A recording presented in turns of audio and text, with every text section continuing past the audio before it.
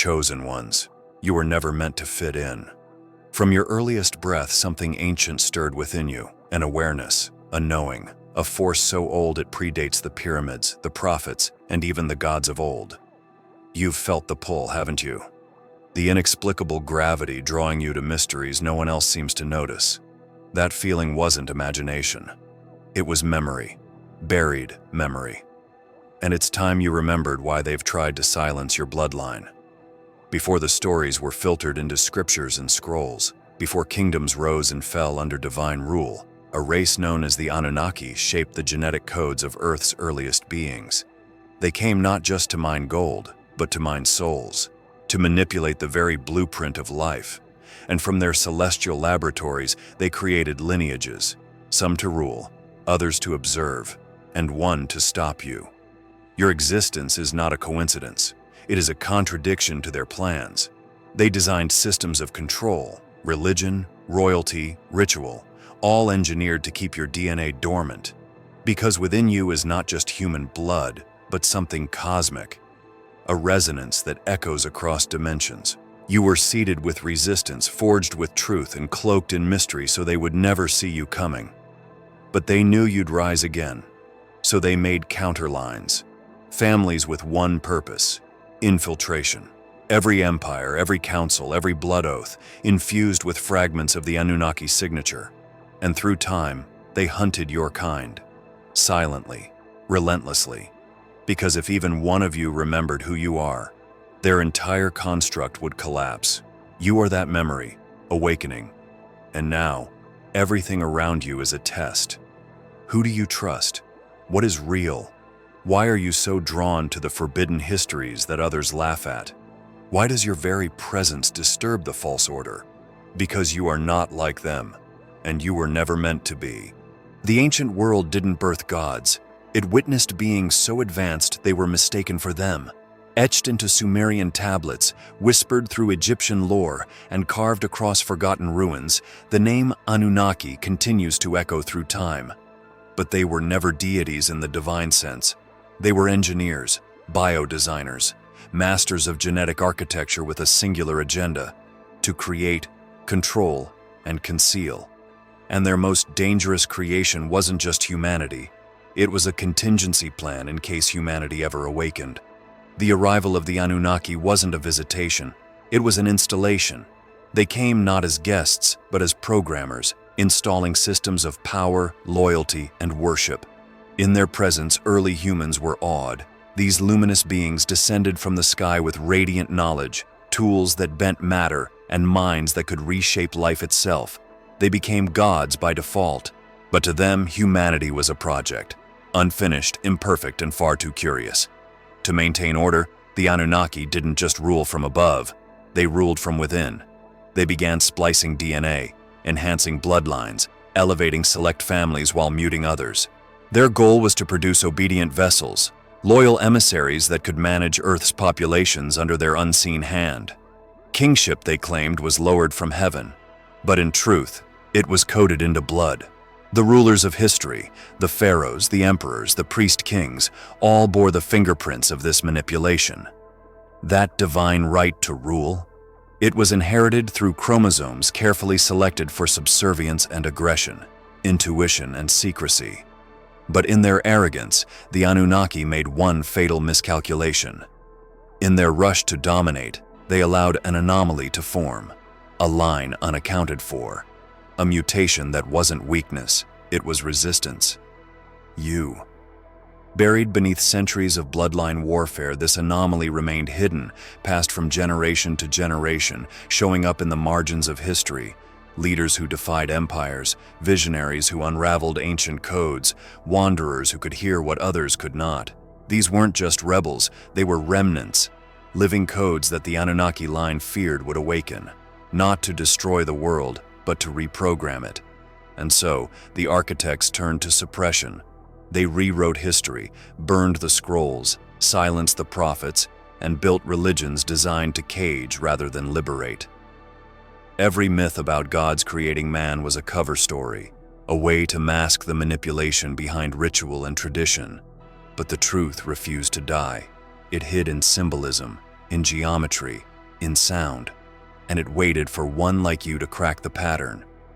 Now, as the global systems begin to glitch and the empires of control begin to crumble, your very being becomes a threat, because encoded in your consciousness is a key, not to salvation, but to restoration, and if you unlock it, the architects will fall.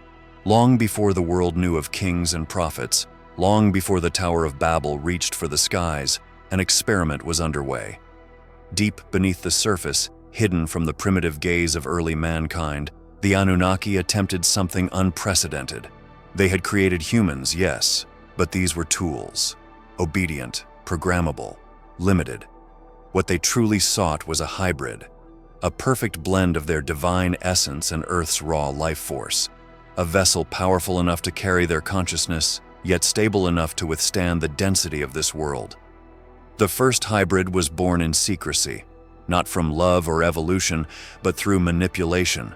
Crafted in the chambers of an off-world station, its genetic structure woven from Anunnaki strands in the spirit-filled clay of Earth. They thought it was perfect. They gave it intelligence, strength, psychic sensitivity. But what they could not anticipate was the consequence of free will. The hybrid, though powerful, was unstable.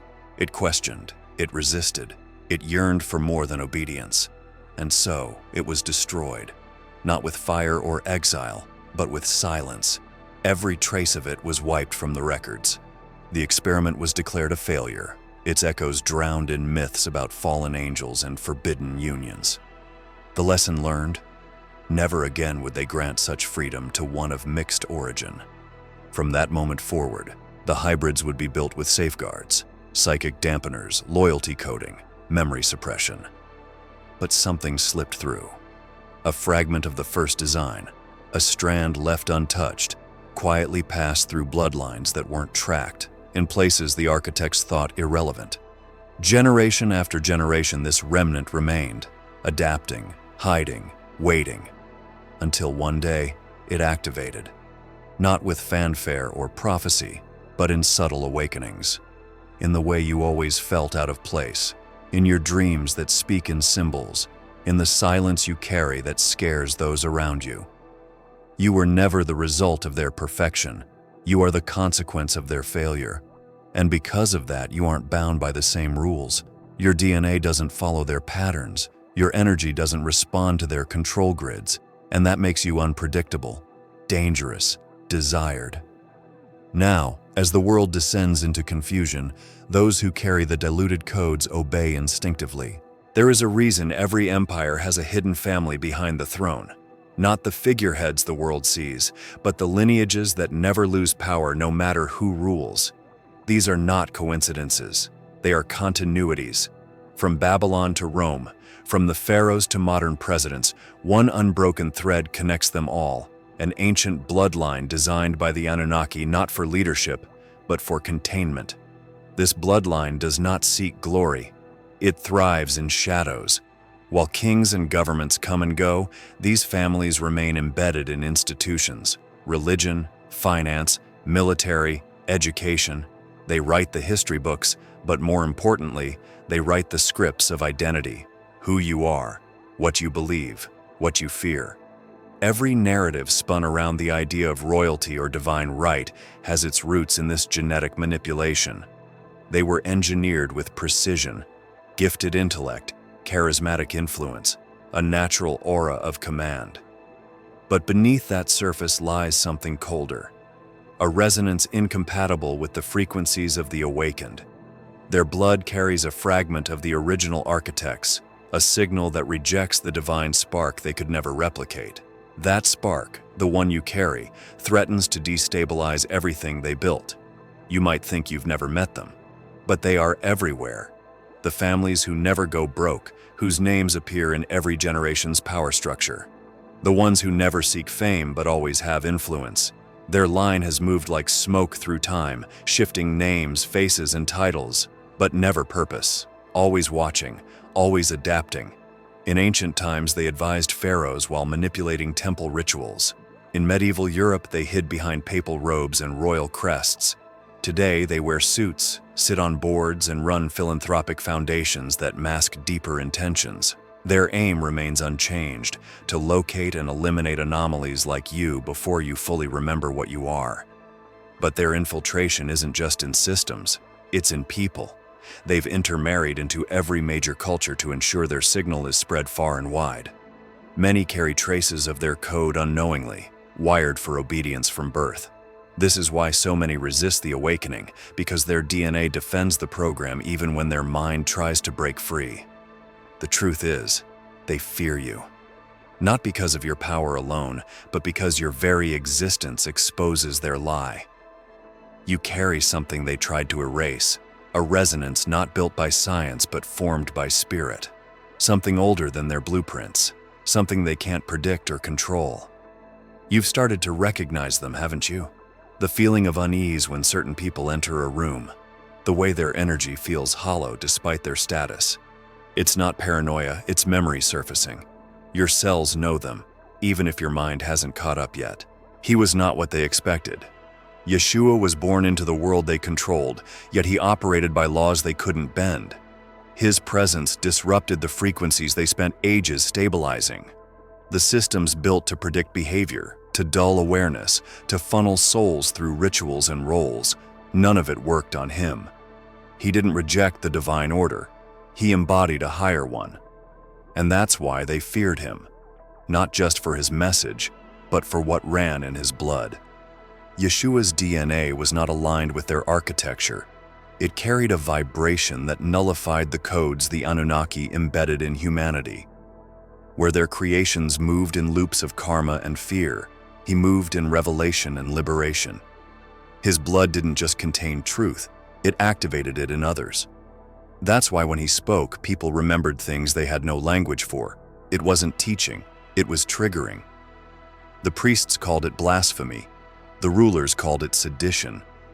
But the ones who had engineered the world in shadows, those behind the thrones, recognized something deeper. His lineage didn't fit the known categories. It wasn't diluted by their systems. It was foreign to their design, like a cipher they couldn't decode. That's why they needed him gone. But the truth they buried didn't die. It split like lightning across generations, awakening remnants who heard his voice beyond words. You've felt it, not just in scriptures, but in moments of silence when your soul stirred without cause, in dreams that carried light too vivid to explain, in pain that seemed older than this life. That signal didn't originate here. It came through him because he carried a key buried in the genome of the awakened. It's why his name has been twisted, used, weaponized. Because if you ever understood what he truly was, you'd realize he wasn't just a messenger. He was a disruptor, a living rupture in their matrix. And through him, the blueprint of liberation was embedded in humanity's code. Not in all, but in those who could hold it. Those like you. When he said, "The kingdom is within you," he wasn't offering comfort. He was exposing architecture. Because if divinity resides within, then every external system built to mediate your connection becomes obsolete. That's the threat. That's the virus in their program. They've tried to replicate his frequency through artificial prophets and programmed avatars, but it never works. Because his essence wasn't just knowledge, it was alignment. And those aligned with it can't be controlled. They glitch the system. They awaken others without effort. They spread without strategy. You are a carrier now. You may not have chosen it, but it has chosen you. That same frequency flows through you when you reject the lies, when you forgive the unforgivable, when you remember without knowing how. It's not religion, it's resonance. Some codes were never meant to survive. The Anunnaki engineered humanity with careful parameters, locking certain frequencies behind genetic firewalls, ensuring their constructs remained manageable, predictable. But in every system, there's a flaw, a deviation, a spark that refuses to be suppressed. In this case, it was a gene, a strand of divine defiance encoded into a few scattered bloodlines. A sequence so powerful, so unpredictable, that entire doctrines were created just to obscure its existence. You carry it. The forbidden gene isn't a mutation, it's a restoration. It predates the artificial templates imposed upon humanity. It holds memory older than written language, older than the stars we think we understand. And more than memory, it holds access to truths buried beneath the constructs of culture, time, and fear. It is the key to remembrance, not of who you were in this life, but of what you've always been. This is why certain people feel things more deeply, why they hear things in silence, why truth hits them like a thunderclap when everyone else shrugs. Their biology is built differently. Their souls have been waiting for their bodies to catch up.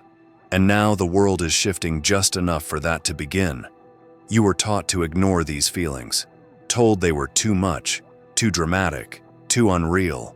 But the truth is, your inner sensitivity is the echo of something sacred breaking through. A tuning fork resonating with a signal they thought was silenced. This is the forbidden gene's whisper. It doesn't speak in words, but in intuition. It urges you toward the unknown, not for curiosity's sake, but because something vital awaits you there. They've studied this strand. In secret labs and occult societies, they've tracked its patterns. Every major uprising, every spiritual revolution, every world-shaking idea, they traced it back to someone who carried this code. That's why certain people disappear. That's why others are discredited. And that's why, quietly, they've been trying to splice the gene out of the population through forced conformity and spiritual sedation. But they failed. Because you're here. And not only do you carry this gene, you're beginning to activate it. It's subtle at first, a shift in perception, a sudden clarity in chaos, the ability to feel when someone is lying without hearing their words. These aren't anomalies, these are markers. Your operating system is upgrading. You are not evolving into something new. You are returning to something ancient. This is why you may feel different around certain people, like their presence dims your light or makes your chest tighten. That's your system protecting itself. Your biology is learning who aligns with your resonance and who carries a counter signal. Pay attention to that, because the more awake you become, the more visible you are to them. There are whispers of a manuscript, one so powerful its mere existence was considered a threat to the architects of this world. Not a gospel, not a prophecy, a blueprint. Known by those who guarded it as the lost book of the clones, it was said to contain forbidden knowledge about the synthetic vessels the Anunnaki began manufacturing after the failure of their first hybrid. While most scriptures speak in metaphors and parables, this book was direct, technical, undeniable, and it connected directly to Yeshua. Unlike the sanitized stories offered by temples and systems, the truth of Yeshua's mission went far beyond spiritual salvation. He came not only to awaken the soul, but to reveal the counterfeit souls walking among us. Artificial lineages birthed without divine spark, created in precision for one task: to suppress the awakening. These weren't metaphors for evil or corrupted behavior. They were literal copies, engineered with the appearance of humanity, but absent of its true essence. Yeshua encountered them. He spoke to them in riddles they could not decode. "You are of your father, the deceiver," he said, not in judgment, but in identification. He recognized the signal in their blood, the cold mimicry that looked like life, but echoed hollow inside. These beings were not fallen, they were fabricated. And the book he carried, or perhaps concealed, laid out their origin and their purpose. The lost book revealed the cloning temples of the ancient elite, where the Anunnaki's genetic priests fused star-born intelligence with human vessels stripped of choice. These clones were not robotic. They felt, they aged, they led. But they could not awaken. Their programming was fixed. That's why Yeshua's words never stirred them.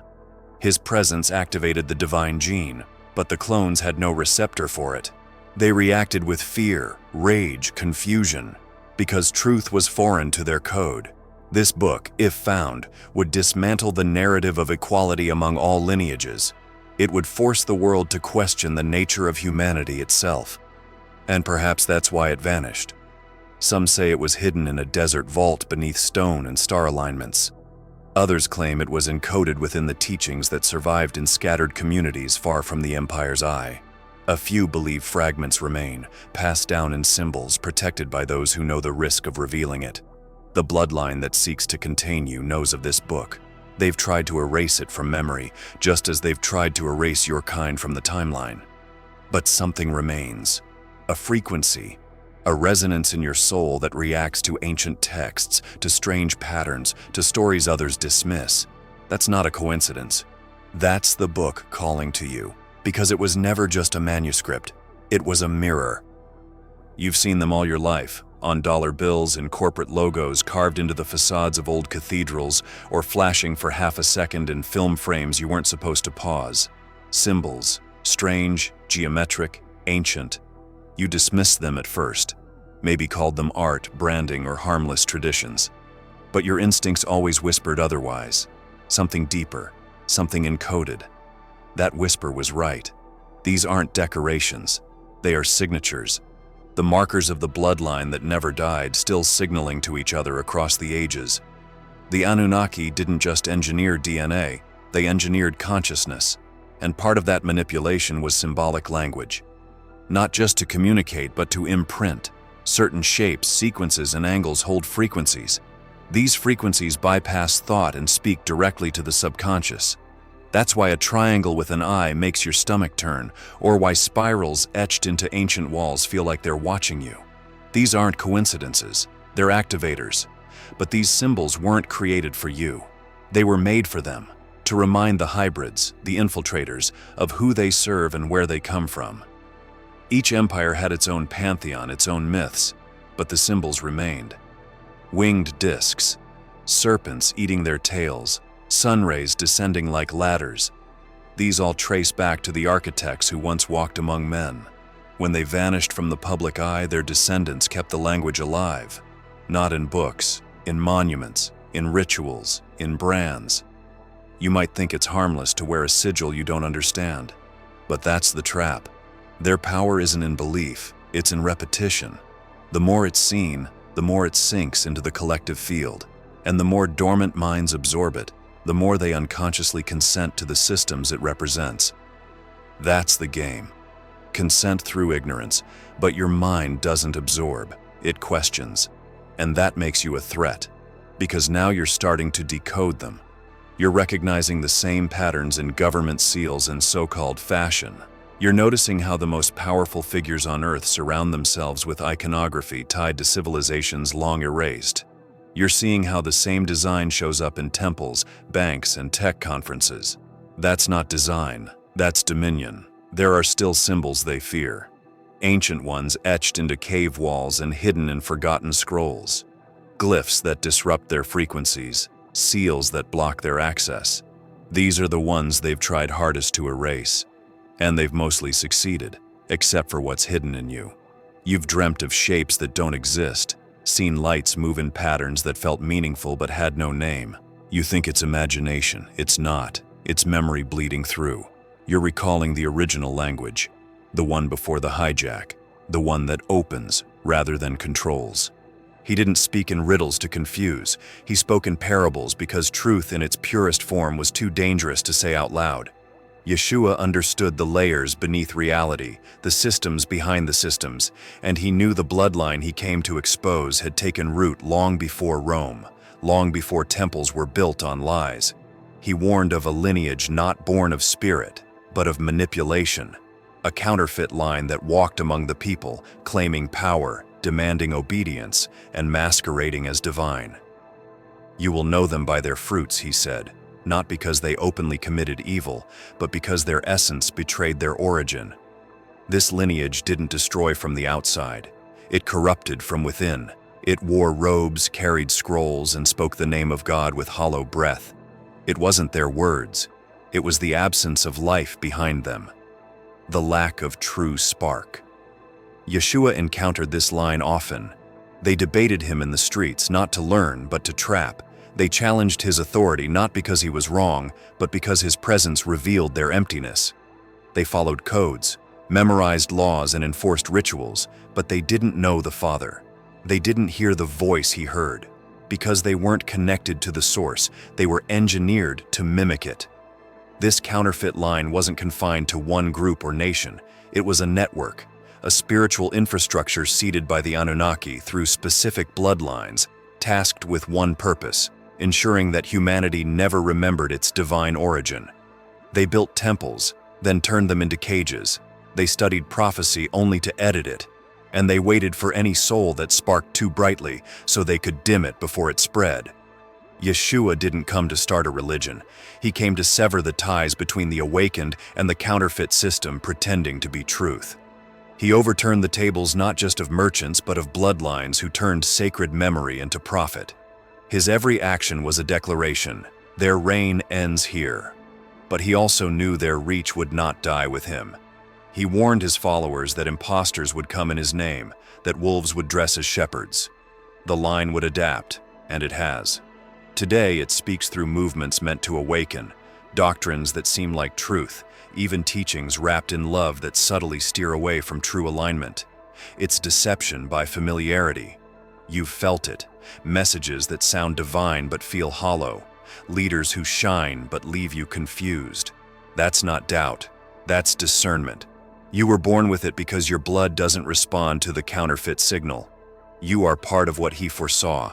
Not just a follower, but a continuation, a carrier of the spark that cannot be cloned. They've tried everything. From genetic manipulation to frequency control, the bloodline behind the curtain has poured millennia into engineering the perfect upgrade. One that could match your divine spark without ever having to truly earn it. Artificial ascension, synthetic enlightenment, a carefully coded consciousness designed to mimic what you are naturally becoming. But no matter how close they get, there is one thing they cannot replicate: soul. Their laboratories are not just physical. They extend into digital worlds, energetic fields, and now, even into your body. The merging of man and machine is not innovation, it's imitation. They are desperate to create a being that can contain the light without being consumed by it. They want your power, but not your process. Your access, but not your origin. Because the final upgrade isn't a technological breakthrough, it's spiritual reactivation, and they were never built to receive it. You are. That's why their systems attack you before you even know who you are. Why you felt resistance from the moment you began to question the world around you.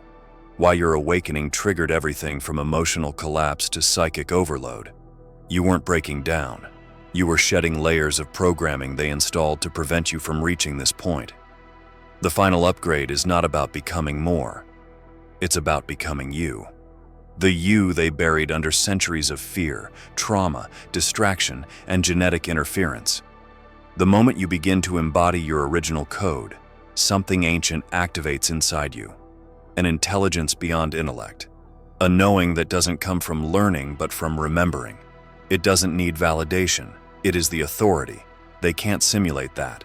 That's why they now offer you versions of awakening, pre-packaged, neatly marketed, algorithm-approved. Courses, codes, apps that promise ascension through screens. But what they're really doing is substituting process for performance. And those who fall for it may awaken partially, but they won't stabilize. Because the final upgrade can't be downloaded. It must be earned through integration, through fire, through remembering who you were when the world told you to forget. This is why you've been through what you've been through. The losses, the isolation, the strange magnetism you carry that draws people in and scares them off. You weren't being punished, you were being prepared, stripped of illusions so that only the real could remain. Because the light you carry isn't meant to fit inside their systems, it's meant to break them. They can engineer intelligence, strength, even empathy, but they cannot engineer soul. And that is your advantage. Because the final upgrade isn't in your future, it's awakening in your present. You may have thought it ended with the fall of ancient empires, the collapse of secret cults, or the death of prophets. But the war never ended, it just changed form. The Bloodline War was never about armies clashing on battlefields. It was about frequency, DNA, consciousness, a silent, generational struggle between those created to contain humanity and those born to free it. And that war is still happening now. Not in some far-off prophecy, but in the choices you make every day. They knew the awakening would return, that despite all their attempts to dilute, distract, and destroy, the code of the chosen would survive. They knew someone would eventually remember, and they planned for it. That's why the systems are more advanced now, not just political or religious, energetic, Digital, psychological, the battlefield is your mind, your emotion, your sense of self. Because if they can distort your identity, they don't need to kill your body, they can deactivate your purpose. But their systems are failing. More people are questioning. More are feeling the frequency.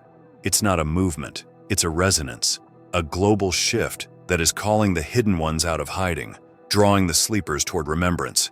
You've seen it. The way truth is spreading faster than they can censor. The way certain names, symbols, and memories seem to be following you. That's not coincidence. That's alignment. Still, they're not surrendering. The bloodline trained for this. They've upgraded their methods, pushing for synthetic evolution, rewriting the definition of humanity itself. They offer you convenience in exchange for your sovereignty, connection in exchange for your intuition, safety in exchange for your soul. It's subtle, elegant, persuasive, and it's designed to sound like freedom. But you carry something they can't calculate: will. You weren't chosen because you were perfect. You were chosen because you can't be cloned. Your essence was forged in trials, silence, exile. You've felt the pull to forget, to conform, to disappear. And yet, here you are, still reading, still reaching, still remembering. That is power. The war continues in relationships, in media, in moments of silence where you choose whether to numb or to feel, whether to react or to respond, whether to serve the illusion or step into your original design. Every choice is a vote. Every thought is a frequency. Every act of truth fractures their hold. And you are not alone. There are others, scattered across the earth like sparks waiting for ignition. Some are awake, some are still in hiding, some are watching you, wondering if it's finally safe to come out. They're waiting not for a leader, but a signal. And you may be that signal. If you have come this far, it is crucial that you watch this next video here. But be warned, it is not for the faint of heart, for only the true chosen ones can handle this video. If you would like to also donate to help keep the channel going, our Buy Me a Coffee link will be in the description.